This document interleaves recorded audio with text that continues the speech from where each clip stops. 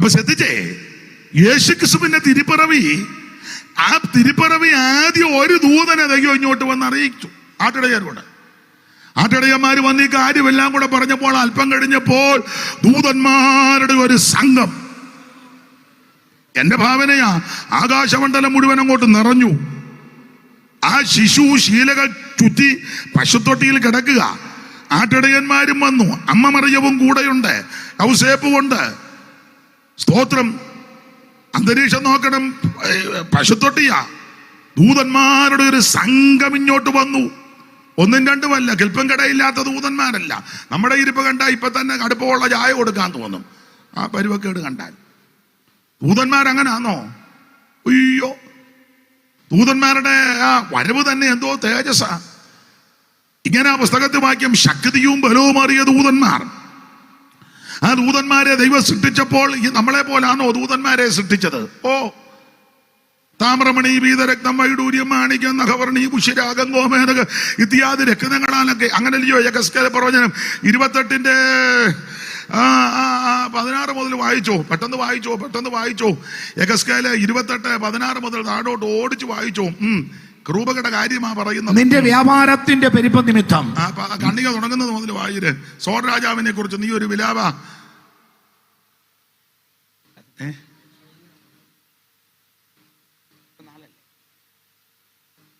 എന്നാ മൈക്കിളച്ച, നിന്നെ സൃഷ്ടിച്ച അതാണോ എന്നോടാന്ന് ഞാനല്ലേ പറഞ്ഞു. നിന്നെ സൃഷ്ടിച്ച നാൾ മുതൽ നിങ്ങൾ നീതികേട് കണ്ടതുവരെ നീ നടപ്പിൽ നിഷ്കളങ്കനായിരുന്നു. പിന്നെ നിന്റെ വ്യാപാരത്തിന്റെ പെരുപ്പം നിമിത്തം നിന്റെ അന്തർഭാഗം സാഹസം കൊണ്ട് നിറഞ്ഞു. നീ പാപം ചെയ്ത, അതുകൊണ്ട് ഞാൻ നിന്നെ പാപം ചെയ്തു, അതുകൊണ്ട് ഞാൻ നിന്നെ അശുദ്ധൻ നീ ദേവപർവ്വതത്തിൽ നിന്ന് തള്ളിക്കളഞ്ഞു. അടുത്തത്, മറയ്ക്കുന്ന കരൂപേ, ഞാൻ നിന്നെ അഗ്നിമയ രഥങ്ങളുടെ മധ്യം നിന്ന് മൂടിക്കളഞ്ഞു. നിന്റെ സൗന്ദര്യം നിമിത്തം നിന്റെ ഹൃദയം ഗർവിച്ചു. ദൂതന്മാർക്ക് സൗന്ദര്യമുണ്ടായിരുന്നു. നിന്റെ സൗന്ദര്യമത്തം ഹൃദയമൊക്കെ ഗർഭിച്ചു. പിന്നെ നിന്റെ പ്രഭ നിമിത്തം നീ നിന്റെ ജ്ഞാനത്തെ വഷളാക്കി. നല്ല പ്രഭയുണ്ടായിരുന്നു, സൗന്ദര്യം ഉണ്ടായിരുന്നു, പ്രഭയുണ്ടായിരുന്നു. പിന്നെ ഞാൻ നിന്നെ നിലത്ത് തള്ളിയിട്ടു. രാജാക്കന്മാർ നിന്നെ കണ്ടു രസിക്കത്തക്കവണ്ണം നിന്നെ അവരുടെ മുമ്പിൽ ഇട്ട് കളഞ്ഞു. നിന്റെ അകൃത്യബാഹുല്യം കൊണ്ട്. അപ്പൊ ചുരുക്കി പറഞ്ഞാൽ അതിന് മുകളിൽ വാക്യമുണ്ട്, ഇത്ര രക്തങ്ങൾ കൊണ്ട് നിർമ്മിച്ചെന്ന. അതേതാ വാക്യമാണ്? 13. നീ ദൈവത്തിന്റെ തോട്ടമായ ഏദേനിലായിരുന്നു. നീ ദൈവത്തിന്റെ തോട്ടമായിരുന്നു, ഏദേനിലായിരുന്നു. താമ്രമണി, പീതരത്നം, പിന്നെ വജ്രം, പുഷ്പരാഗം, ഗോമേതകം, സൂര്യകാന്തം, നീലക്കല്ല്, മാണിക്യം, മരതകം മുതലായ സകല രത്നങ്ങളും നിന്നെ മൂടിയിരുന്നു. ഇതെല്ലാം മുതലാന്ന് അങ്ങനല്ലേ എഴുതിയേക്കുന്ന, മുതലായ. ഓ, ആരോട് പറയാം. അപ്പൊ പ്രഭയുള്ളവരും തേജസ്സുള്ളവരും ശക്തിയുള്ളവരും ബലമേറിയവരാ ദൂതന്മാര്. നല്ല കരുത്താ. ഒരു ദൂതനോട് ദൈവം പറഞ്ഞ അശൂർ പാളയത്തിലോട്ട് പോയിച്ചു വരാം. അവൻ ചെന്ന് ഒറ്റയടി 1,85,000. ആട്ടെ, വിവരിക്കുന്നില്ല. ദൂതന്മാരുടെ വകുപ്പും പലതുണ്ട്. ദൂത് പറയുന്ന ദൂതന്മാര്, യുദ്ധം ചെയ്യുന്ന ദൂതന്മാര്, അതുപോലെ ആരാധിക്കുന്ന വകുപ്പാണ് ഇപ്പം വായിച്ചത്. ദൂത് പറയാൻ പോകുന്നതിന്റെ അതിന്റെ നേതാവാ ഗബ്രിയേല്. യുദ്ധം ചെയ്യുന്നവരുണ്ട്. നമുക്ക് ചെയ്യാൻ പറ്റാത്ത ദൈവം ദൂതനെ ഇറക്കി ചെയ്യും. അതിന്റെ നേതാവാ മീഖായേല്. ഇന്ന് രാത്രിയും മീഖായേലിനെ ദൈവം ഇവിടെ ഇറക്കും. ഇവിടെ നിന്ന് പ്രാർത്ഥിച്ചുകൊണ്ടിരുന്നാ മതി. ഇവിടെ പോലീസും വേണ്ട, ഗൂർഖയും വേണ്ട, നമ്മള് കാച്ചട്ട ഇട്ടോണ്ട് കുറുവടിയായിട്ട് ആളിനെ ഒന്നും ഇവിടെ നിർത്തണ്ട. ഇവിടെ പ്രശ്നം ഒന്നും വേണ്ട. ദൂതൻ ഇവിടെ ഇറങ്ങും. എല്ലാവർക്കും ഒന്നും വിശ്വാസമില്ല. ആട്ടെ, ഇറങ്ങട്ടല്ലേ. കുറഞ്ഞതൊരു ദൈവത്തിന്റെ പൈതലിന്റെ കൂടെ 2 ദൂതന്മാരെങ്കിലും ഉണ്ട്. അവൻ നിന്നെക്കുറിച്ച് തന്റെ ദൂതന്മാരോട് കൽപ്പിക്കുമെന്നാ. എന്തിനാ? നിന്റെ കാല് കല്ലിത്തട്ടി പോകാതിരിക്കേണ്ടതിന് അവർ നിന്നെ കൈകളി വഹിക്കും. നിന്റെ കുടുംബത്തിന് ചുറ്റും ദൈവത്തിന്റെ ദൂതനുണ്ട്. നീ ആരാധിക്കുന്ന സഭയ്ക്ക് ചുറ്റും ദൈവം ദൂതനെ അയക്കും. നീ ഇരിക്കുന്ന ഇടത്തിന് ചുറ്റും ദൈവം ദൂതനെ അയക്കും. അത് അന്ന് മാത്രമല്ല, ഇന്നും അയക്കും. കോപപ്പെട്ട ദൂതൻ പാളയമറങ്ങി അവരെ വിടുവിക്കും. Praise the Lord. ഇങ്ങനെയുള്ള ദൂതന്മാരെ ഞാൻ വിവരിക്കുന്നില്ല, ദൂതന്മാരല്ലല്ലോ വിഷയം. അപ്പോൾ ദൂതന്മാരുടെ ഒരു സംഘം അങ്ങോട്ട് വന്ന് പാട്ടുപാടി, അത്യുന്നതങ്ങളിൽ ദൈവത്തിന്റെ മഹത്വം, ഭൂമിയിൽ ദൈവപ്രസാദമുള്ള മനുഷ്യർക്ക്. ഇങ്ങനൊരു തിരുപ്പിറവി, ആരുടെ തിരുപ്പിറവി ഉണ്ടായിട്ടുണ്ട്? ദൈവം ദൂതനെ അയച്ചു. അത് കഴിഞ്ഞപ്പോൾ ഒരു സംഘം ദൂതന്മാർ വന്നു. അതാ യേശുവിന്റെ ജനനമൊക്കെ വലിയ വിശേഷമാണ്. ഓടിച്ച് മുമ്പോട്ട് പോകാം. എന്താണ് സുവിശേഷം? സുവിശേഷം യേശു ക്രിസ്തു. എന്തിനാ ഈ സുവിശേഷം? എന്തിനാ സുവിശേഷം? ഒറ്റവാക്കി പറയാം, സകല മനുഷ്യനും രക്ഷപ്പെടാൻ. തീത്തോസ് 2:11 വായിക്കണം. അറിവുള്ള വാക്യമായെങ്കിലും വായിച്ചു. എന്തിനാണ് സുവിശേഷം? സുവിശേഷം സുഗുജോണിന് എന്തായാലും ആദായം ഉണ്ടാക്കാനല്ല, ഈ പാട്ടുകാർക്ക് ഈ സ്റ്റേജിൽ ഒന്ന് വിലസാനല്ല, പ്രസംഗിക്കുന്ന ഞങ്ങൾക്ക് കസർത്ത് കാണിക്കാനല്ല, ഈ ദൈവദാസന്മാർക്ക് സ്റ്റേജിൽ ഒന്ന് ഇരുന്ന് നിങ്ങളെയൊക്കെ ഒന്ന് കാണാനല്ല. ഇവിടെ വന്നിരിക്കുന്ന ഈ ആൾക്കാർ ഒരു തൊഴിലുമില്ലാത്ത, ഒരു പോക്കടവും ഇല്ലാത്ത കുറെ എണ്ണം വന്നിരിക്കുന്ന അല്ലല്ല, എല്ലാവർക്കും ഉത്തരവാദിത്വവും ബന്ധപ്പാടുമുള്ളവരാ ഈ പാട്ടുകാര്. അവരും ഒരു പടിയില്ലാതിരിക്കുകയല്ല, മൈക്ക് ഓപ്പറേറ്റ് ചെയ്യുന്നവര് ആ സെറ്റും എല്ലാം മേടിച്ചു വെച്ച് ഒരു ജോലിയില്ലാതിരിക്കുക, എന്നാ ഇറക്കിയേക്ക. അല്ലല്ലല്ല. എന്തിനാ പിന്നെ സുവിശേഷം? സുവിശേഷം എന്തിനാന്ന് ചോദിച്ചാൽ സകല മനുഷ്യനും രക്ഷപ്പെടാൻ. വായിച്ചേ തീത്തോസ് 2:11. സകല മനുഷ്യർക്ക് രക്ഷാകരമായ ദൈവകൃപ ഉദിച്ചുവല്ലോ. മതിയല്ലോ. ആമൻ. എന്തിനാ സുവിശേഷം? സകല മനുഷ്യനും രക്ഷപ്പെടാൻ. ആമൻ. കല്ലിയൂരുള്ള സകല ആൾക്കാരും രക്ഷപ്പെടണം. തിരുവനന്തപുരം ജില്ലയിലുള്ള സകല മനുഷ്യനും രക്ഷപ്പെടണം. കേരള സംസ്ഥാനത്തിലെ സകല മനുഷ്യനും രക്ഷപ്പെടണം. ഇന്ത്യ രാജ്യത്തിലെ സകല മനുഷ്യനും രക്ഷപ്പെടണം. ലോകത്തുള്ള സകല മനുഷ്യനും രക്ഷപ്പെടുന്ന ഒരു ഏരിയയിലോ പഞ്ചായത്തോ വാർഡോ സംസ്ഥാനമോ ആമൻ രാജ്യമോ മാത്രമല്ല, ഈ ഭൂമിയിൽ മനുഷ്യനായി പിറന്ന സകല വ്യക്തികളും രക്ഷപ്പെടണം. അതിന് സുവിശേഷം.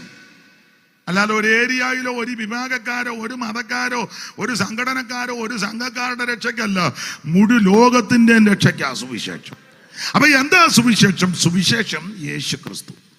എന്തിനാ സുവിശേഷം? സകല മനുഷ്യനും രക്ഷപ്പെടാൻ. ആരാ കേൾക്കണ്ടേ? നമ്മളിത് പറയുമ്പോൾ എന്നാ സുവിശേഷം? അതുകൊണ്ട് അവിടെ പോയി പറ, നിങ്ങളുടെ ആൾക്കാർ അവിടെ ഉണ്ട്, കേൾക്കട്ടെ. ഇങ്ങോട്ട് ഉടനെ നമ്മൾ അങ്ങോട്ട് ചെന്നെ നമ്മുടെ ആൾക്കാർ എന്നാ സുവിശേഷമല്ലേ, എന്തിനാ ഇങ്ങോട്ട് വന്നേ? ആണ്ട കേൾക്കാത്തവർ അവിടെ ഉണ്ട്, അങ്ങോട്ട് ചെല്ലും. അങ്ങോട്ടും ഇങ്ങോട്ടും ഇവിടെ തട്ടുക. അപ്പം മറുപടി ആരാ ഇത് കേൾക്കേണ്ടത്? അയ്യോ, വായിച്ചേ മർക്കോസിന്റെ സുവിശേഷം 16-ാം അധ്യായത്തിന്റെ 15-ാം വാക്യവും മർക്കോസിന്റെ സുവിശേഷം 13-ാം അധ്യായത്തിന്റെ 10-ാം വാക്യവും വായിച്ചു. ആരാ ഇത് കേൾക്കേണ്ടത്? 16-15. പിന്നെ അവൻ അവരോട്, നിങ്ങൾ ഭൂലോകത്തിലൊക്കെ പോയി സകല സൃഷ്ടികളോടും സുവിശേഷം പ്രസംഗിച്ചു. ഒന്ന്, സകല സൃഷ്ടികളും ഇത് കേൾക്കണം. അതെന്തിനാ സകല സൃഷ്ടികളും കേൾക്കുന്നത്? സൃഷ്ടിയെല്ലാം ഞരങ്ങിക്കൊണ്ടിരിക്കുക വിടുതൽ കിട്ടാൻ. ഇറ്റുനോവോടെ ഞരങ്ങുന്ന ഒരു പാട്ടുണ്ട്, സർവ്വ സൃഷ്ടികൾ ഏകമായി ഏങ്ങിടും രോദനം. നിങ്ങൾക്ക് ആ പാട്ടറിയാമെങ്കിൽ ഒരു പരിപാട് മോനെ. സർവ്വ സൃഷ്ടികൾ ഏകമായി ഏങ്ങിടും രോദനം കേൾക്കണേ. ഞാനപ്പോൾ ഒരു ഗ്ലാസ് വെള്ളം കുടിക്കാം. ആ പാട്ട് പാട്. വെള്ളം വെച്ചിരുതാ അതിനകത്ത് തരരുത്. സർവസൃഷ്ടികൾ ഏകമായി ഏങ്ങിടും രോദനം കേൾക്കണേ. രക്ഷകാന്തി വന്നിടാതെ ഇച്ചിരിയിൽ എന്ത് ശാന്തി ക്ഷിപ്രമായി എഴുന്ന. കേട്ടിട്ടുണ്ടോ? എന്നാ പാടണ്ട, വെള്ളം താ, നാളെ നമുക്ക് പാടാം.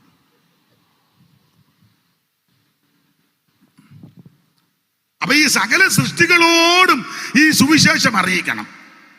എന്തിനാന്ന് ചോദിച്ചാൽ സൃഷ്ടികളെല്ലാം ഞരങ്ങിക്കൊണ്ടിരിക്കുക. ഈ സൃഷ്ടിക്ക് ഒരു വിടുതലുണ്ട്. അതന്നെ, ഈ ഭൂമി ശപിക്കപ്പെട്ട ഭൂമിയാണ്. ആദമനോട് ദൈവം പറഞ്ഞു, പാപം പ്രവേശിച്ചപ്പോൾ നിന്റെ നിമിത്തം ഭൂമി ശപിക്കപ്പെട്ടിരിക്കുന്നു. ഈ ഭൂമിക്ക് ഒരു വീണ്ടെടുപ്പുണ്ട്. അതാണ് വെളിപ്പാട് 5-ലൊക്കെ നമ്മൾ പഠിക്കുന്നത്. ഈ സൃഷ്ടികൾക്കെല്ലാം ഒരു വീണ്ടെടുപ്പുണ്ട്. അതൊക്കെ തിരുവചനത്തിലെ ഉപദേശ വിഷയങ്ങളാ. സർവ്വ മൃഗജാലങ്ങൾക്കൊരു ഒരു വിടുതൽ കിട്ടുന്നുണ്ട്. ഇനിയും അങ്ങോട്ടും ഇങ്ങോട്ടും മൃഗമൊക്കെ സംസാരിക്കും. വെളിപ്പാടിലും അങ്ങനെ ഉണ്ടല്ലോ, മൃഗം സംസാരിച്ചെന്നല്ലേ, അല്ലാതെ സംസാരിക്കും. പശുവൊക്കെ നന്നായിട്ട് സംസാരിക്കുന്നതാ. ഇപ്പൊ ഇത് പാപം ചെയ്തേ, പിന്നെ പശു പാപം ചെയ്തെന്നല്ലേ, തന്തയും പാപം ചെയ്തതാ. അത് പശുവിനും ദോഷമായി. എന്നാലും പശു വിളിക്കും അമ്മ ഇല്ലേ, ഉടനെ അമ്മ വരുന്നടി, ഞാൻ ഇന്ന് കഴിഞ്ഞ വെച്ചു ഉണ്ടോ. എന്ത് കൃത്യമായിട്ടാ സംസാരം. പട്ടി വിളിക്കുകയല്ലേ, പട്ടീന്റെ ഉടമസ്ഥനാ ബാബു എന്നാ അവനെ വിളിക്കുന്നത്. അപ്പൊ ക്ലിയർ ആകുന്നില്ല. ബാബു അയ്യോ പുസ്തകത്തിൽ വാക്യമില്ലയോ കഴുത സംസാരിച്ചെന്ന്. നിങ്ങൾ എന്നെ അതിശോക്തി എടുക്കുന്നേ. അപ്പോൾ യഹോവ കഴുതയുടെ വായ തുറന്നു. അത് ബിലിയാമിനോട്, എന്റെ പൊന്നു ഉപദേശി, നീ എന്നെ ഈ 2 വട്ടം അടിപ്പാ, ഞാൻ നിന്നോട്, നീ ഇത്രയും കാലം എന്റെ മുതുകത്ത് കയറി അല്ലയോടാ ഈ ശുശ്രൂഷയ്ക്ക്, എന്നിട്ട് നീ ഇപ്പൊ എന്നെ തല്ലുന്നോടാ. അപ്പൊ ചുരുക്കി പറഞ്ഞാൽ ഈ സകല സൃഷ്ടികളോടും സുവിശേഷം അറിയിക്കണം. മാത്രമാണോ വായിച്ചേ 13:10, മർക്കോസ് 13:10. ആരോട് പറയണം സുവിശേഷം? 13:10. എന്നാൽ സുവിശേഷം മുൻപേ സകല ജാതികളോടും പ്രസംഗിക്കേണ്ടത്. സകല ജാതികളോട് സുവിശേഷം പ്രസംഗിക്കണം. ജാതിയും മതവും വർഗവും വർണ്ണമൊക്കെ മനുഷ്യനൊപ്പിച്ചതാ. കുറെ പേര് മുഖത്തിൽ നിന്ന് വന്നെന്നോ, നെഞ്ചിന്റെ അവിടെ നിന്ന് വന്നെന്നോ, വയറിന്റെ അവിടെ വന്നെന്നോ, കാലിന്റെ അവിടെ നിന്ന് വന്നെന്നോ, പിന്നെ കുറെ വന്നത് എവിടാന്നാന്ന് പോലും പറയുന്നില്ല. ഏതിലേലും വരട്ടെന്ന്. എടാ പൊട്ടങ്കണാപ്പാ, ഇത് ദൈവം തമ്പുരാൻ സൃഷ്ടിച്ചതാ മനുഷ്യനെ. ആണെന്ന് മണ്ണുകൊണ്ട് മനുഷ്യനെ മടഞ്ഞവന്റെ മൂക്കിൽ ജീവശ്വാസം ഊതി മനുഷ്യൻ ജീവനുള്ള ദേഹിയായി ദൈവം സൃഷ്ടിച്ചതാ. അത് മണ്ണുകൊണ്ടാ. അതുകൊണ്ടല്ലയോ മണ്ണിലോട്ട് ഏൽപ്പിച്ചു കൊടുക്കുമ്പോ ഇത് ലയിക്കുന്നത്. പ്ലാസ്റ്റിക് ഇപ്പോഴും മണ്ണിൽ ലയിക്കുന്നില്ലല്ലോ, കാരണം അത് വേറെയാ. ഇത് മണ്ണിൽ നിന്ന് എടുത്ത്. അതുകൊണ്ടാ പുസ്തകത്തിലെ വാക്യം, പൊടി പണ്ടായിരുന്നത് പോലെ ഭൂമിയിലേക്ക് തിരികെ ചേരും, ആത്മാവോ അതിനെ നൽകിയ ദൈവത്തിന്റെ അടുക്കലേക്ക് മടങ്ങിപ്പോകും. 9 നിർത്താം, 9:30 നിർത്താം. നിങ്ങൾ തർക്കിക്കണ്ട, 9:30 നിർത്താം. എന്തുവാ പിന്നെ പറഞ്ഞു? ഇതിനിടെ വേറെ കാര്യമല്ല, ഇത് കേക്ക്, ഇതല്ലേ നല്ല കാര്യം. ഞാൻ പെട്ടെന്ന് നിർത്താം, പെട്ടെന്ന്. പാസ്റ്റർ പോയിച്ചു വാ. അപ്പൊ ശ്രദ്ധിച്ചേ, എന്താണ് സുവിശേഷം? സുവിശേഷം യേശു ക്രിസ്തു. എന്തിനാ സുവിശേഷം? സകല മനുഷ്യനും രക്ഷപ്പെടാൻ. എല്ലാവരും രക്ഷപ്പെടണമെന്ന്. ഒരു കൂട്ടര് മാത്രം രക്ഷപ്പെട്ടാൽ മതിയോ? എല്ലാവരും രക്ഷപ്പെടണം. ഇവിടെ ഇരിക്കുന്നവരും എന്നെ കേൾക്കുന്നവരും സമീപവാസികളും സ്ഥലവാസികളും അയലത്തുള്ള ഭവനത്തിലുള്ളവരും ബിസിനസ് ചെയ്യുന്നവരും വാഹനം ഓടിക്കുന്നവരും വ്യാപാരം ചെയ്യുന്നവരും ഈ സ്റ്റേജിലിരിക്കുന്നവരും ഗായക സംഘക്കാരും മൈക്ക് ഓപ്പറേറ്റ് ചെയ്യുന്നവരും വീഡിയോ പകർത്തുന്നവരും ദൂരത്തിരുന്ന് കേൾക്കുന്നവർ, ഇതിന് ശേഷം കാണുകയും കേൾക്കുകയും ചെയ്യും, സകല മനുഷ്യനും രക്ഷപ്പെടണം. അതിനാ സുവിശേഷം. അപ്പൊ ഇതാരാ കേൾക്കേണ്ടത്? കേൾക്കേണ്ടത് സകല ജാതിയും കേൾക്കണം, എല്ലാരും കേൾക്കണം. അതിനാ എല്ലാരും കേൾക്കാൻ കൊള്ളാവുന്ന കാര്യമാണ്. മറ്റു കാര്യമൊന്നും എല്ലാരും കേൾക്കാൻ കൊള്ളുകയല്ല. കേട്ടിട്ടില്ലേ അപ്പനും അമ്മയല്ലേ പ്രായമുള്ളവർ വർത്താനം പറയുമ്പോൾ പിള്ളേര് വന്നിരിക്കുമ്പോൾ ചെല്ലി ചോദിക്കില്ലേ, എന്തുവാടാ കീഴേ വന്നിരിക്കുന്നത്? മൂത്തവര് വർത്താനം പറയുന്നതിന്റെ എന്നാ കേൾക്കാൻ? അപ്പൊ മൂത്തവര് കൊച്ചുങ്ങൾക്ക് കേൾക്കാൻ പറ്റാത്തതാ പറഞ്ഞുകൊണ്ടിരിക്കുന്നത്. അതെ ഇല്ലേ? എന്നാ നിങ്ങൾ എന്നെ തുറച്ചു നോക്കുന്നേ? അങ്ങനെ ചോദിക്കുകയല്ലേ? പ്രായമുള്ളൊരു വർത്താനം പറയുന്നതിന്റെ കീഴേ. അപ്പൊ പ്രായമുള്ളവർ വേറെ നല്ല അത്രയും സാധനങ്ങളാണ്. ഇപ്പൊ നേരെ തിരിച്ചു പിള്ളേര് അമ്മച്ചി എന്തിനാ ഞങ്ങൾ പറയുന്നതിനിടെ കയറി. അപ്പൊ കൊച്ചുങ്ങൾ വേറെയാ പറഞ്ഞുകൊണ്ടിരിക്കുന്നത്. ചുരുക്കി പറഞ്ഞാൽ ഇവിടെ ആരും അങ്ങോട്ടും ഇങ്ങോട്ടും പറഞ്ഞ് എല്ലാവർക്കും കേൾക്കാൻ കൊള്ളുകയല്ല. എന്നാൽ എല്ലാവർക്കും കേൾക്കാൻ കൊള്ളാവുന്ന ഒരു വാർത്തയാ സുവിശേഷം. അപ്പച്ചനും കേൾക്കാം, അമ്മച്ചിക്കും കേൾക്കാം, കൊച്ചിനും കേൾക്കാം, കൊച്ചുങ്ങൾക്കും കേൾക്കാം, ഭാര്യയ്ക്കും കേൾക്കാം, ഭർത്താവിന് അല്ല ഒന്നിച്ചിരുന്ന് കേൾക്കാം. എല്ലാവർക്കും അങ്ങോട്ട് ഒന്നിച്ചിരുന്ന് കേൾക്കാൻ പറ്റാവുന്ന നല്ല ഒരു വാർത്ത, ഒരേ ഒരു വാർത്ത, അതാണ് സുവിശേഷം. ദൈവത്തിന്റെ മഹത്വം. അപ്പൊ എന്താണ് സുവിശേഷം? യേശു ക്രിസ്തു. എന്തിനാ സുവിശേഷം? സകല മനുഷ്യനും രക്ഷപ്പെടാൻ. ആരാ കേൾക്കേണ്ടത്? സകല ജാതികളും കേൾക്കണം. ആരാ പറയണ്ടേ? പറയേണ്ടത് ആരാ?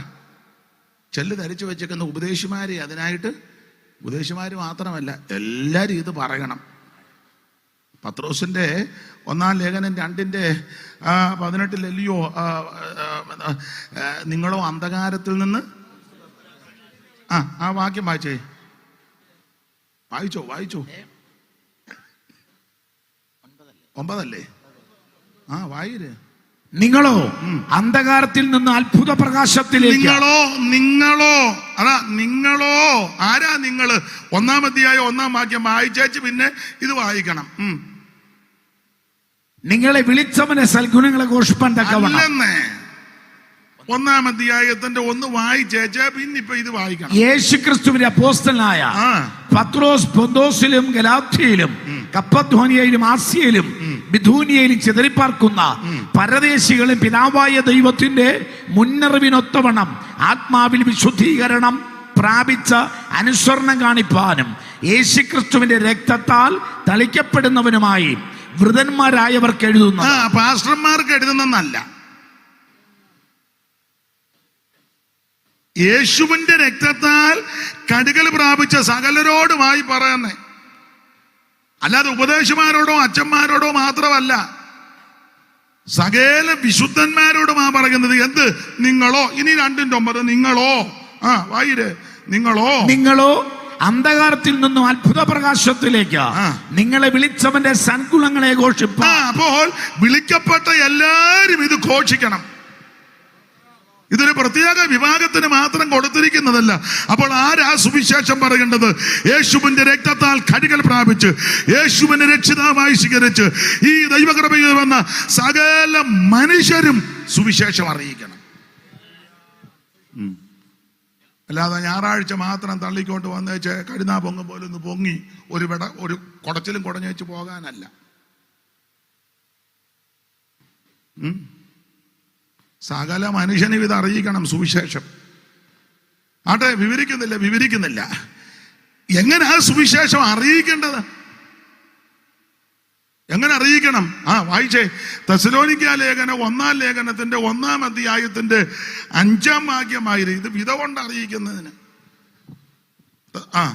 ഞങ്ങളുടെ സുവിശേഷം വചനമായി മാത്രമല്ല. കുറെ വാക്യം മാത്രം നിന്നോണ്ട് പറയുകയല്ല. മത്തായി 3:4, 4:5, 5:7, 7:8, 3 അങ്ങനെ വചനം നല്ലതാ. പക്ഷെ ചുമ്മാ ഇങ്ങനെ വാക്യം പറഞ്ഞാൽ കാര്യം നടക്കുകയല്ല. ഞങ്ങളുടെ സുവിശേഷം വചനമായിട്ട് മാത്രമല്ല, ശക്തിയോടും.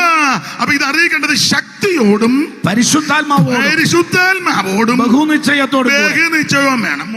മൂന്നും വേണം. ശക്തിയും വേണം, പരിശുദ്ധാത്മാവും വേണം, ബഹുനിശ്ചയം. ഇങ്ങനെ ഇത് അറിയിക്കണ്ടേ? സ്തോത്രം. വിവരിക്കുന്നില്ല, നിർത്തുക, ഓടിച്ചു നിർത്തുക. ഇങ്ങനെ ശക്തിയോടും പരിശുദ്ധാത്മാവോടും ബഹുനിശ്ചയത്തെ കൊണ്ട് അറിയിക്കുമ്പം നിങ്ങൾ അങ്ങനെ കേൾക്കണം. 6-ാം വാക്യം. എല്ലാത്തിനും വാക്യമുണ്ട്. ബഹുകഷ്ടം സഹിക്കേണ്ടി വന്നിട്ടും നിങ്ങൾ പരിശുദ്ധാത്മാവിന്റെ സന്തോഷത്തോടെ വചനം കൈക്കൊണ്ട്. അങ്ങനെ ഇത് കേൾക്കേണ്ടത്. ചിലതിന്റെ ഇരിപ്പ് കണ്ടാ ഉള്ള വാക്യവും കൂടെ നമ്മൾ മറന്നു പോകും. ആ നോട്ടവും മോന്തയും ഇരിപ്പും പടുതിയും കണ്ടാൽ ഇന്നാളൊരു തനിരിക്കുന്ന കണ്ട്.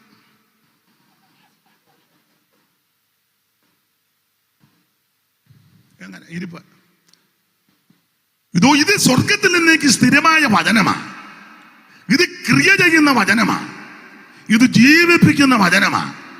അങ്ങനെയുള്ള ഈ വചനം ദൈവദാസന്മാർ ശക്തിയോടും പരിശുദ്ധാത്മാവോടും ബഹുനിശ്ചയത്തോടും കൂടെ പറയുമ്പോൾ എങ്ങനെ കേൾക്കണമെന്ന 6-ാം വാക്യം. ബഹുകഷ്ടം സഹിക്കേണ്ടി വന്നിട്ടും പരിശുദ്ധാത്മാവിന്റെ സന്തോഷത്തോടെ വചനം കൈക്കൊണ്ടു. അല്ലാതെ മോന്തയും വീർപ്പിച്ച് കൈപ്പുള്ള കഷായം കുടിച്ച പ്രതീതിയിലല്ല വചനം ചെല്ലിരിക്കുന്നതാണ്.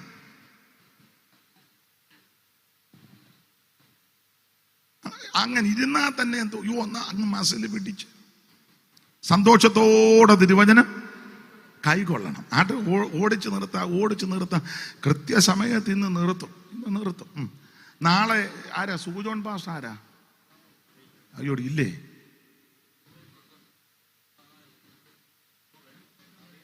അതിന് അവിടെ പോയിരിക്കുന്നേ. ആദ്യം പോകുന്നവരെ പിടികൂടാനായിരിക്കും. ആയിക്കോട്ടെ, ഇരുന്നോ, നല്ല കാര്യം, അവിടെ ഇരിക്കേ. പിന്നെ നാളെ ഇച്ചിരി നേരത്തെ തരണേ സമയം. എന്താ തരുവോ? തരികയല്ലെന്നാന്നോ? തരുവെന്നാണ്. ആട്ടെ. അപ്പൊ ശ്രദ്ധിച്ചേ, ഇത് ശക്തിയോടും പരിശുദ്ധാത്മാവോടും ബഹുനിശ്ചയത്തോടും കൂടാ പറയുന്നത്. അപ്പൊ ശ്രദ്ധിക്കുക, ഓടിച്ച് പറയാം. എന്താണ് സുവിശേഷം? യേശുക്രിസ്തു. എന്തിനാ സുവിശേഷം? സകല മനുഷ്യനും രക്ഷപ്പെടാൻ. ആരാ കേൾക്കേണ്ടത്? സർവ്വ സൃഷ്ടികളും സകല ജാതികളും. ആരാ പറയേണ്ടത്? രക്ഷിക്കപ്പെട്ട സകല ദൈവമക്കളും ഇത് പറയണം. എങ്ങനാ പറയേണ്ടത്? ശക്തിയോടും പരിശുദ്ധാത്മാവോടും ബഹുനിശ്ചയത്തോടും. 6 എങ്ങനെ കേൾക്കണം? ബഹുകഷ്ടം സഹിക്കേണ്ടി വന്നിട്ടും പരിശുദ്ധാത്മാവിന്റെ സന്തോഷത്തോടെ. ഞാനിപ്പം പ്രധാനമായിട്ട് 6 പോയിന്റ് പറഞ്ഞു. 7 എന്താണ് സുവിശേഷത്തിന്റെ വിശേഷത? 7ാമത്തെ മെയിൻ പോയിന്റ് അതാണ് നമ്മുടെ കുറുവാക്യവും. സുവിശേഷത്തെ കുറിച്ച് എനിക്ക് ലജ്ജയില്ല. അപ്പൊ എന്താ ഇതിന്റെ വിശേഷത? അത് ഒരു 7 കാര്യം പറയാം. അപ്പൊ 7 ഈ വെളിപ്പാട് പുസ്തകത്തിൽ 7 കട വലിയ പട്ടിക ഉള്ളത് പോലെ ഞാൻ 7 പ്രധാന പോയിന്റും 7ാമത്തെ പോയിന്റിന് 7 ഉപപോയിന്റും മതി. നേരം സമയമാകും. അപ്പൊ ഈ സുവിശേഷത്തിന്റെ വിശേഷത പൗലോസ് പറയാ, സുവിശേഷത്തെ കുറിച്ച് എനിക്ക് ലജ്ജയില്ല. അതെന്നെ അങ്ങനെ പറയാൻ കാര്യം, ഒന്ന്, ഈ സുവിശേഷത്തിന് വിശേഷതയുള്ളതാണ്. എന്താ സുവിശേഷത്തിന്റെ വിശേഷത? നമുക്കൊരു 7 കാര്യം ചിന്തിക്കാം. ഒത്തിരി ഉണ്ട്. ഞാനാന്ന് എൻ്റെ നോട്ട് ബുക്കിനകത്തൊക്കെ ഒരു 10-25 എണ്ണം കുറിച്ച് വെച്ചിട്ടുണ്ട്. നോക്കട്ടെ നാളെ ബാക്കി പറയാമോ? ഇപ്പോൾ ഒരു 7 എണ്ണം മതി. ഗുണമാകാനാന്ന് ഇത് തന്നെ മതി, നന്നാകാനാന്ന് ഇത് മതി. ഇത് തന്നെ അധികമാണ്. അപ്പോൾ സുവിശേഷത്തിന്റെ വിശേഷത ദൈവദാസൻ വായിച്ച് സഹായിക്കണേ. ദൈവത്തിന്റെ മഹത്വം. എന്താണ് സുവിശേഷത്തിന്റെ വിശേഷത? ഒന്ന്, ഇത് രക്ഷിക്കുന്ന മാർഗമാണ് സുവിശേഷം. അതാ ഇപ്പം വായിച്ച കുറുവാക്യം ഒന്നുകൂടെ വായിച്ചു. നമ്മുടെ കുറുവാക്യം ഒന്നുകൂടെ വായിച്ചോളാം. എൻ്റെ റോമാലേഖനം 1-ാം അധ്യായം 16 കുറുവാക്യം 1000. എല്ലാം മറന്നോ? സുവിശേഷത്തെ കുറിച്ച് എനിക്ക് ലജ്ജയില്ല. വിശ്വസിക്കുന്ന ഏവനും ആദ്യം യഹൂദനും പിന്നെ യവനനും അത് രക്ഷയ്ക്കായി ദൈവശക്തിയാകുന്നു. അപ്പൊ ശ്രദ്ധിച്ചേ, സുവിശേഷത്തിന്റെ 1ാമത്തെ വിശേഷത ഇത് രക്ഷിക്കുന്ന മാർഗമാണ്. ഇന്ന് രാത്രി എന്നെ കേൾക്കുന്ന ബഹുമാന്യരെ, പ്രിയപ്പെട്ടവരെ, അവൻ രക്ഷിക്കുന്ന മാർഗമാണ് സുവിശേഷം. മറ്റൊരുത്തനും രക്ഷയില്ല. നാം രക്ഷിക്കപ്പെടുവാൻ ആകാശത്തിന് കീഴിൽ മനുഷ്യരുടെ ഇടയിൽ നൽകപ്പെട്ട ഒരേ ഒരു നാമം, അത് നസറായനാകുന്ന യേശുക്രിസ്തുവിന്റെ പരിശുദ്ധ നാമം. അപ്പൊ ഒന്ന്, സുവിശേഷം രക്ഷിക്കും. ഈ രക്ഷ കരസ്ഥമാക്കുവാൻ ഭൗതിക വസ്തുക്കളൊന്നും കൊടുക്കണ്ട. ആടിനെയും കൊടുക്കണ്ട, മാടിനെയും കൊടുക്കണ്ട, കാടും കൊടുക്കണ്ട, അരിയും മണിയും തുണിയും കിണിയും ഒന്നും കൊടുക്കണ്ട. ഒന്നും വേണ്ട. കൊടുത്താ ഏക്കുകേലെന്ന്. അതിനാ ഈ പുള്ളി അല്ലയോ ഇതെല്ലാം സൃഷ്ടിച്ചത്? പിന്നെ അതിൽ നിന്ന് നീ ഇമ്മണി എടുത്ത് അങ്ങോട്ടും കൊടുത്താൽ പുള്ളി ചിരിക്കും. 2-ാം സങ്കീർത്തനത്തിൽ സ്വർഗത്തിരിക്കുന്നവൻ ചിരിക്കുന്നു. അതിനാ ഉണ്ടാകട്ടെന്ന് പറഞ്ഞപ്പോൾ മുഴുവനും ഉണ്ടാക്കിയ ദൈവം. ആ ദൈവത്തിന് നീ കൊണ്ടുപോകാൻ ആടിനെ അന്നെ പിടിച്ച് വലിച്ചാൽ പോലും അതിങ്ങനെ നിൽക്കുക. നമ്മൾ മേരിക്കുട്ടി ഇതെവിടെ ദൈവത്തിന് കൊടുക്കുക, ആടിങ്ങനെ നിൽക്കുക. അപ്പോൾ കൊണ്ടുപോകുമ്പോൾ നശിച്ച ആട് വരത്തില്ല, പിടിച്ച് വലിക്കുക ദൈവത്തിന്. അന്നേരം പോത്തച്ഛൻ പോത്തുമായിട്ട് വരുന്നു. പോത്തച്ഛൻ്റെ പോത്തും ദൈവത്തിന് വേണ്ട, കറിയായുടെ കാളയും വേണ്ട. മനസ്സിലായോ? നിന്റെ ആടും വേണ്ട, കാളയും വേണ്ട, മാടും ഒന്നും ദൈവത്തിന് വേണ്ടെന്ന്. അല്ലെ അങ്ങോട്ട് എന്തുമായിട്ട് ചെല്ലുവന്ന മീഖ പ്രവചനം 6:6 വായിര്. മീഖ 6:6 പെട്ടെന്ന് വായിച്ചു.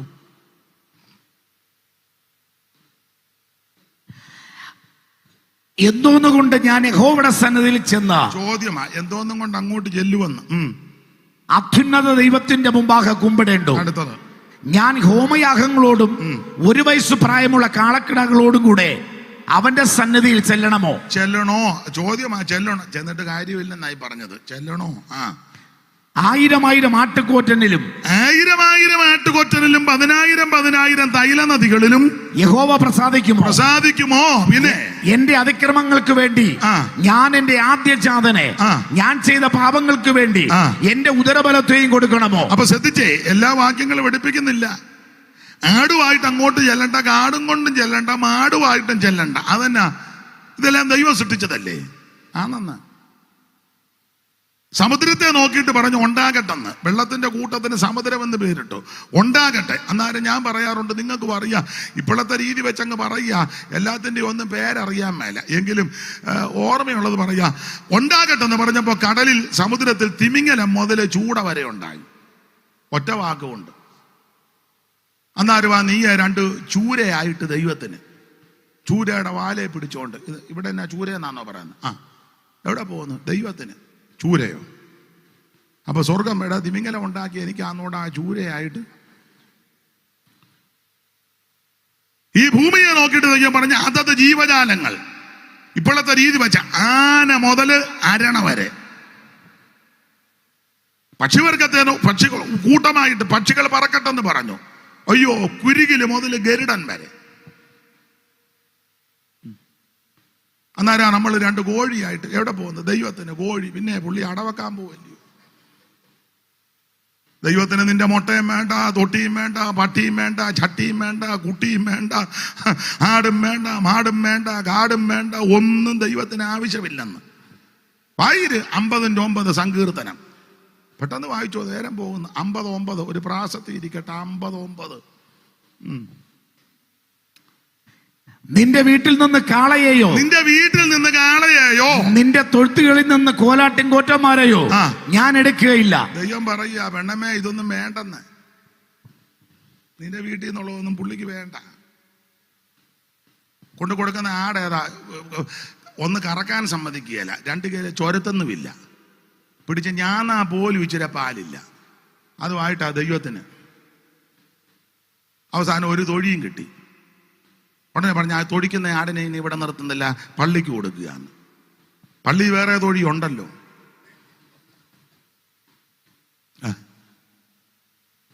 ദൈവത്തിന് ഇതൊന്നും വേണ്ടെന്ന്. നിന്റെ തൊഴുത്തിൽ നിന്ന് എന്താ ഈ കൂടെ കൂടിഞ്ഞോട്ട് വരുന്നത്? അവിടെ എങ്ങാനും ഇരിക്കേ. കോലാട്ടിൻ കൊറ്റനെയോ ഞാൻ എടുക്കുകയില്ല. കാട്ടിലെ സകല മൃഗങ്ങളും ഇതുവായിരുന്നു, അത് ഞാൻ കൈകാര്യം ചെയ്തോളാം. ഇതുവായിരുന്നു. പർവ്വതങ്ങളിലെ 1000 ജന്തുക്കളും എനിക്കുള്ളവയാകുന്നു. മലകളിലെ പക്ഷികളൊക്കെ നിന്റെ തൊഴുത്തിൽ നിന്നോ നിന്റെ ആട്ടിൻകൂട്ടത്തിൽ നിന്നോ ഒന്നും എനിക്കൊന്നും വേണ്ട. എന്നെ കേൾക്കുന്ന പ്രിയരെ, ദൈവത്തിന് ഇതൊന്നും ആവശ്യമില്ല. ദൈവത്തിന് ആവശ്യം നിന്നെയാ. ഇന്ന് രാത്രി നിന്റെ ഉള്ളത്തിൽ വസിക്കുവാനാ ദൈവം ഇഷ്ടപ്പെടുന്നത്. അതുകൊണ്ട് ഇന്ന് രാത്രി യേശുവിനെ രക്ഷിതാവായി സ്വീകരിക്കണം. സുവിശേഷത്തിന്റെ വിശേഷത 1, ഇത് രക്ഷിക്കുന്ന മാർഗമാണ്. നിന്നെ രക്ഷിക്കും, നിന്റെ കുടുംബത്തെ രക്ഷിക്കും, ദേശത്തെ രക്ഷിക്കും, രാജ്യത്തെ രക്ഷിക്കും, രാഷ്ട്രങ്ങളെ രക്ഷിക്കും. മറ്റൊരുത്തനും രക്ഷയില്ല. യേശു ക്രിസ്തു രക്ഷകൻ. ഓടിച്ചു വാ, ഇനി വിവരിക്കുന്നില്ല, പറഞ്ഞങ്ങ് വിടുക. അപ്പൊ സുവിശേഷത്തിന്റെ വിശേഷത 1, ഇത് രക്ഷിക്കുന്ന മാർഗം. 2, ഇത് സമാധാനത്തിന്റെ മാർഗമാണ് സുവിശേഷം. അറിവുള്ള വാക്യമായി എഫേസ്യ ലേഖനം 6-ാം അധ്യായത്തിന്റെ 14-15 വായിച്ചു. എന്താ സുവിശേഷത്തിന്റെ 2ാമത്തെ വിശേഷത? ഇത് സമാധാനത്തിന്റെ മാർഗമാണ്. വായിര്. നിങ്ങളുടെ അരയ്ക്ക് സത്യം കെട്ടിയും നീതി എന്ന കവചം ധരിച്ചും സമാധാന സുവിശേഷത്തിനായുള്ള ഒരുക്കം കാലിന് ചെരുപ്പായി. കണ്ടോ സുവിശേഷത്തിന്റെ 2ാമത്തെ വിശേഷത ഇത് സമാധാനം തരുന്ന മാർഗമാണ്. ഒരു കാലത്ത് ഇവിടെ ഇരിക്കുന്ന പലർക്കും സമാധാനവും സ്വസ്ഥതയൊന്നും ഇല്ലായിരുന്നു. ഇപ്പൊ എന്ത് സമാധാനത്തോടായിരിക്കുന്നേ. ഈ മൈക്ക് ഈ സഹോദരന്മാരുടെ കയ്യിൽ കൊടുത്താൽ പലരും ഇങ്ങോട്ട് കയറി വന്ന് പറയും, അയ്യോ ഒരു കാലത്ത് ഒരു സമാധാനവും ഇല്ലായിരുന്നു, എന്നാൽ യേശുവിന്റെ ഉള്ളത്തിൽ വന്നു, എനിക്ക് സമാധാനമാണ്. ഈ മൈക്ക് ഈ അമ്മമാരുടെ കയ്യിലോട്ടും സഹോദരിമാരുടെ കയ്യിലോട്ട് കൊടുത്ത് അവർ നന്നായിട്ട് പറയും, എൻ്റെ പൊന്നു ദൈവമേ, ഒരു കാലത്ത് ഞങ്ങൾക്ക് ആർക്കും സമാധാനമില്ല, അന്ന് വെച്ച കഞ്ഞി പോലും കുടിപ്പിച്ചിട്ടില്ല. അടിയും ബഹളവും തെറിയും വഴക്കും അലോകി എന്തെല്ലാം വൈതരണികളാ.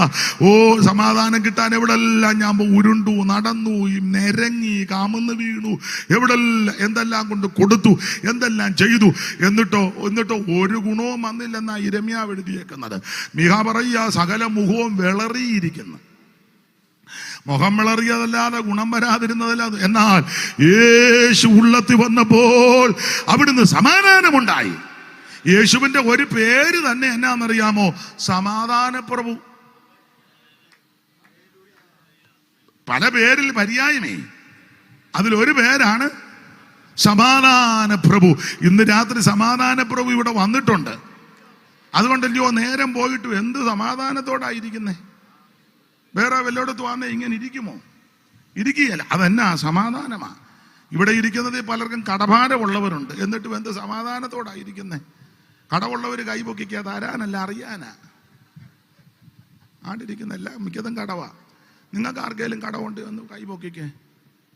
ആണ്ടിരിക്കുന്ന 2 എണ്ണം ഉണ്ടോ? എങ്കിലും ഇങ്ങോട്ട് നോക്കിയേ, എന്ത് സമാധാനത്തോടാണ് ഇവിടെ ഇരിക്കുന്നേ. മോക്ക് വിഷയമൊന്നും ഇല്ലല്ലോ അല്ലേ? ആട്ടെ. കല്യാണം കഴിച്ചോ? കഴിച്ചു കഴിയാന്നേരം ഞാൻ പറയാം. അതാ നീ കൈ പോക്കാതെ. കല്യാണം കഴിച്ചോ? അതാ പുള്ളിക്ക് കണ്ടോ, കഴിച്ചതാണോ? അതാ. അപ്പൊ ഇവിടെ ഇരിക്കുന്ന എല്ലാവർക്കും പല വിഷയങ്ങളൊക്കെ ഉള്ളവരാ. സ്വന്തമായിട്ട് ഭവനമില്ലാത്തവർ ഇതിനകത്ത് ഇരിപ്പുണ്ട്. കൈ ഒന്ന് പൊക്കിക്കെ, വെച്ച് തരാനല്ല, അറിയാനാ. ആട്ടെ, 2-3 ഉള്ളോ? 1, 2, 3 കയ്യേ ഞാൻ, 4, 5. എന്നാ ഇനി വേണ്ട. പക്ഷെ എന്ത് സമാധാനത്തോടാ ഇവിടെ ഇരിക്കുന്നേ അല്ലേ? വാടകയ്ക്ക് താമസിക്കുന്നവർ കാണും, കൈ പൊക്കിക്കേ, ഉണ്ട്, സമാധാനത്തോടെ ഇരിക്കുന്ന കണ്ടോ? നിങ്ങൾ ഓർക്കുക, ഞങ്ങൾക്ക് ദൈവദാസന്മാർക്ക് പ്രശ്നമൊന്നുമില്ലെന്ന്. കാരണം എന്തെല്ലാം ഇല്ലേ, പ്രശ്നമില്ലേ? പറയണ്ട പ്രശ്നം എന്നാന്ന് ഇല്ലേ? ഉണ്ട്.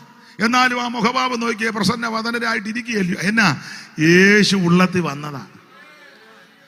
അതെന്നാ വിശേഷത? അവിടുന്ന് സമാധാന പ്രഭുവാ. ഇന്ന് രാത്രി സുവിശേഷത്തിന്റെ 2ാമത്തെ വിശേഷത ഇത് സമാധാനം തരും. കടം കൂടിയിട്ടാന്നോ, ചെക്കിങ് നടത്തിയിട്ടാന്നോ, എന്തുവാന്ന് അറിയത്തില്ല, വെടിവെച്ച് ചത്തില്ലയോ ഒരു വലിയ ബിസിനസ്സുകാരൻ അടുത്ത കാലത്ത് ഇല്ലേ? കാശില്ലാഞ്ഞിട്ടാന്നോ, വീടില്ലാഞ്ഞിട്ടാന്നോ, സ്വന്തമായിട്ട് സ്വയം നിറയൊഴിച്ച് കളഞ്ഞു. വയനാട്ടിലൊരു മനുഷ്യനുണ്ടായിരുന്നു, കപ്പലിയോ ഇന്നങ്ങാണ്ടാ പേര്, എത്ര മുറിയായിരുന്നു വീട്, എന്തിയേ? വീടില്ലാഞ്ഞിട്ടാന്നോ? അപ്പം വീടല്ല സമാധാനം തരുന്നേ, കാശുമല്ല സമാധാനം തരുന്നത്, അല്ല. ആരോഗ്യവുമല്ല ഈ സമാധാനം തരുന്നത്. സമാധാനം തരുന്നത് ദൈവമാണ്. ആ ദൈവത്തിന്റെ വിശേഷമായ പേരാ സമാധാന പ്രഭു. കഞ്ഞി തരുന്ന പ്രഭു എന്നല്ല. ആണോ? ചിക്കൻ തരുന്ന പ്രഭു എന്നാണോ? ചിക്കൻ പ്രഭു? നിങ്ങൾക്കൊന്നും അറിയാൻ മേല.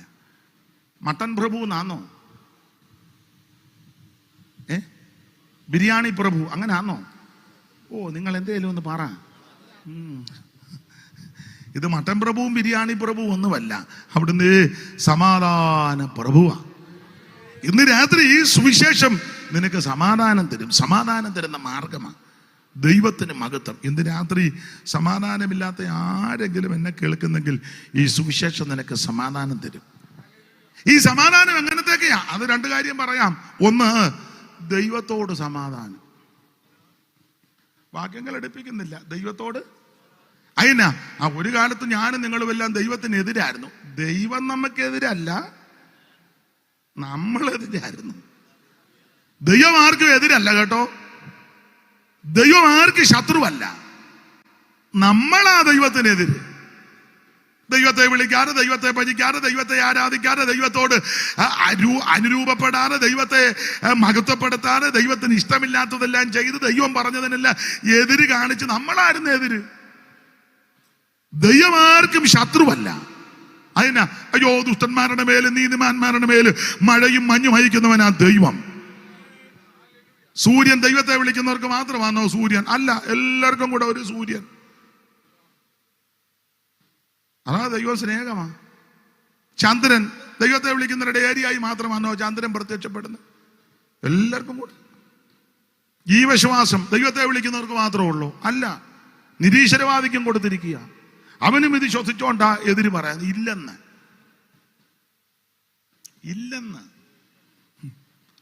അങ്ങനെ ഇല്ലെന്ന് പറയുമ്പോഴും അവിടുന്ന് സ്നേഹത്തോടെ അവനോട് ഇടപെടുക. ദൈവത്തിന് മഹത്വം എന്ന് പറഞ്ഞ ദൈവമാർക്കും ശത്രുവല്ല. നമ്മളായിരുന്നു ദൈവത്തിന് ശത്രു. പക്ഷെ ആ ശത്രുക്കളാകുന്ന നമ്മെ സ്നേഹിച്ച യേശു ഇവിടേക്ക് വന്നത്. ഒരു വേദപണ്ഡിതൻ പറഞ്ഞിരിക്കുന്നത്, ശത്രുക്കളാകുന്ന നമ്മെയും ദൈവത്തെയും കൂടെ യേശു യോജിപ്പിച്ച് സമാധാനത്തിലാക്കി. ആശയം പറഞ്ഞതാ, ഉപദേശമല്ല ആശയം. ക്രൂശിൽ ഇങ്ങനെ 2 കൈ ആണിയടിച്ച് കിടക്കുമ്പോൾ അദ്ദേഹത്തിൻ്റെ ഒരു ആശയമാണ്. ഒരു കൈ ദൈവത്തെ പിടിച്ചു, ഒരു കൈ നമ്മളെ പിടിച്ചു. ശത്രുക്കളും പാപികളും എതിരികളുമാകുന്ന നമ്മെ ആ ദൈവത്തോട് നിരപ്പിച്ച് സമാധാനത്തിലാക്കി. ഇപ്പം നമുക്ക് ദൈവത്തോട് സമാധാനമാണ്. സമാധാനം ഉള്ളത് കൊണ്ടാണ് നമ്മൾ പ്രാർത്ഥിക്കുന്നത്, എൻ്റെ ദൈവമേ എന്ന്. ഇടയ്ക്ക് ആരും വേണ്ട. നേരത്തെയൊക്കെ അന്ന് ഇടയ്ക്ക് വേണം, അമ്മാമ്മേ ഒന്ന് പറയണേ, അച്ചായ എൻ്റെ കാര്യം ഒന്ന് പറയണേ, അന്തറോച്ചാ ഒന്ന് പറഞ്ഞേക്കണേ എൻ്റെ കാര്യം. നമുക്ക് അങ്ങോട്ട് അടുക്കാൻ മേല, കാരണം നമ്മൾ എതിരാ. ഇപ്പൊ അതെല്ലാം മാറി. ഇപ്പൊ നേരിട്ട് എന്ന് പറയാ, എൻ്റെ ദൈവമേ എൻ്റെ കണ്ണ് നിങ്കലേക്ക് ഉയർത്തുക, എൻ്റെ കൈ നിങ്കിലേക്ക് മലർത്തുക. ഇപ്പൊ നമുക്ക് സമാധാനം ഉള്ളത് കൊണ്ട് നേരിട്ട് കാര്യം പറയാം. നേരിട്ട് ഒരു പുരോഹിതനും വേണ്ട, അച്ഛനും വേണ്ട, കപ്പിയാരും വേണ്ട, ഉപദേശിയും വേണ്ട, സെൻട്രൽ പാസ്റ്ററും വേണ്ട, മധ്യസ്ഥനും വേണ്ട, മധ്യസ്ഥതയും ഒന്നും വേണ്ടെന്ന്. അതെന്നാ, ദൈവത്തിനും മനുഷ്യർക്കും മധ്യസ്ഥൻ ഒരുവൻ, എല്ലാവർക്കും വേണ്ടി തന്റെ ജീവനെ മറവിലയായി തന്ന നസറയനാകുന്ന യേശു ക്രിസ്തു. ഇന്ന് രാത്രി അവിടുന്ന് ആമേൻ സമാധാനമാണ്. ദൈവത്തിന് മഹത്വം. വേണ്ട, കൃത്യം 9:30 നിർത്തി. ഇതിൻ്റെ ബാക്കി നാളെ നമുക്ക് ദൈവം അനുവദിച്ചാൽ ചിന്തിക്കാം. നിങ്ങൾ ഇതുവരെ സഹകരിച്ചിരുന്നതിന് ഒത്തിരി നന്ദി. കർത്താവ് നാളെ വരുമോ? വരുന്നവരൊന്ന് കൈപോക്ക്. എല്ലാവരും വരിക, എന്നാ നല്ല കാര്യം. നാളെ ഇച്ചിരി നേരത്തെ വരാമോ? വരിക, ഇച്ചിരി നേരത്തെ തുടങ്ങിയാൽ എനിക്ക് പറയാനുള്ളതല്ല പറയുകയും ചെയ്യാം. സമീപവാസികളെ, സ്ഥലവാസികളെയും ദേശവാസികളെയും എല്ലാം ദൈവം അനുഗ്രഹിക്കട്ടെ. ഇത്ര നേരവും പറഞ്ഞു തന്നെ ഒന്നുകൂടെ ആവർത്തിക്കുക. എന്താണ് സുവിശേഷം? യേശു ക്രിസ്തു. എന്തിനാ സുവിശേഷം? സകല മനുഷ്യനും രക്ഷപ്പെടാൻ. ആരാ കേൾക്കേണ്ടത്? സകല ജാതികളും സകല സൃഷ്ടികളും. ആര് പറയണം? രക്ഷിക്കപ്പെട്ടവരെല്ലാം ഇത് പറയണം. എങ്ങനെ പറയണം? ശക്തിയോടും പരിശുദ്ധാത്മാവോടും ബഹുനിശ്ചയത്തോടും. 6 എങ്ങനെ കേൾക്കണം? ബഹുകഷ്ടം സഹിക്കേണ്ടി വന്നിട്ടും പരിശുദ്ധാത്മാവിൻ്റെ സന്തോഷത്തോടെ കേൾക്കണം. 7 സുവിശേഷത്തിൻ്റെ വിശേഷത. 2 കാര്യം പറഞ്ഞു. 1 സുവിശേഷം രക്ഷിക്കും. 2 സുവിശേഷം സമാധാനം തരും. ഇന്ന് രാത്രി സമാധാനത്തോടെ പോവും. നാളെ അവിടുന്ന് അനുവദിച്ചാൽ ഒന്നിച്ചു കൂടാം. യേശു സമാധാന പ്രഭുവാ. യേശു ദൈവമാ. യേശു ക്രിസ്തു ആമേൻ രക്ഷ തരുന്നവനാ. ഇന്ന് രാത്രി ആ കർത്താവിനെ അനുസരിച്ചും ആരാധിച്ചും മുൻപോട്ട് പോകുവാൻ ദൈവം നമുക്കെല്ലാം കൃപ നൽകട്ടെ. ഗായക സംഘം മുമ്പോട്ട് വന്ന് ഒരു പാട്ടിൻ്റെ ഈരടി പാടുമ്പോൾ നിങ്ങളൂടെ ചേർന്ന് പാടണം. നിങ്ങളെല്ലാം ഇരുന്നുകൊണ്ട് പാടിയാൽ മതി. എഴുന്നേക്കാൻ പറഞ്ഞാൽ നിങ്ങൾ ഇറങ്ങിപ്പോകും. അപ്പം ഇരുന്നുകൊണ്ട് പാടിയാൽ മതി. സ്റ്റേജിലുള്ളവർ എഴുന്നേറ്റു. പിന്നെ അത്യാവശ്യം പോകേണ്ടവർക്ക് ഇറങ്ങി പോകുകയും ചെയ്യാം. അപ്പം എനിക്കൊന്ന് കാണുകയും ചെയ്യാം ആരാ പോകുന്നെന്ന്. പരിചയമുള്ളവരാണെന്ന് ഒന്ന് അറിയാമല്ലോ. ഇപ്പോൾ ഒരു പാട്ട് ഇവിടെ പാടുമ്പോൾ കൈകൾ അടിച്ച് ദൈവത്തെ മഹത്വപ്പെടുത്തി വേണം ഇവിടുന്ന് തിരിച്ചു പോകാൻ. കരമുയർത്തി ദൈവത്തെ സ്തുതിച്ചാട്ടെ. ഒരിക്കൽ കൂടെ ദൈവത്തിന് മഹത്വം കൊടുത്താട്ടെ. ഒരിക്കൽ കൂടി ദൈവത്തെ അല്പസമയം ദൈവത്തെ സ്തുതിച്ചാട്ടെ. അല്പസമയം ദൈവത്തെ സ്തുതി. അല്പസമയം എല്ലാവരും ദൈവത്തെ സ്തുതിച്ചാട്ടെ. എല്ലാവരും ദൈവത്തെ മഹത്വപ്പെടുത്താം. യേശു രക്ഷിക്കുന്നവൻ, യേശു സമാധാനം തരുന്നവൻ. അല്പസമയം എല്ലാ കരങ്ങൾ ഉയർത്തി ദൈവത്തിന് മഹത്വം കൊടുത്താട്ടെ. എല്ലാവരും ദൈവത്തെ സ്തുതിച്ചാട്ടെ. Hallelujah, hallelujah. സമാധാനമില്ലാതെ ഞാൻ അലഞ്ഞു, യേശു സമാധാനമായി എൻ്റെ അരികിൽ വന്നു. സമാധാനമില്ലാതെ ഞാൻ അലഞ്ഞു, യേശു സമാധാനമായി എന്റെ അരികിൽ വന്നു.